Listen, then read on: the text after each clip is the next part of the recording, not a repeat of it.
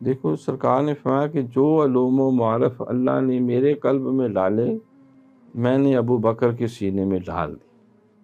صدیق اکبر رضی اللہ تعالیٰ عنہ انہوں نے نہیں دعویٰ کیا، شیخ نے،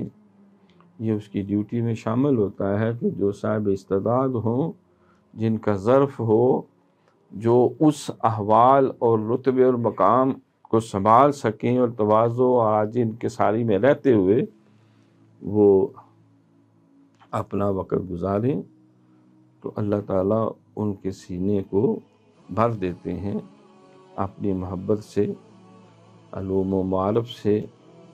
اور جس طرح ولایت میں درجے ہیں،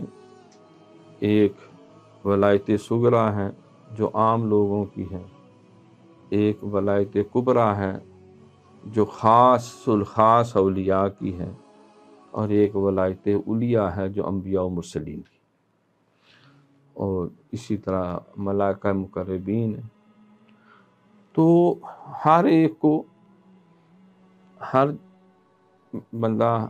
ہر طرح ایک جیسی استطاعت کا حامل نہیں ہوتا۔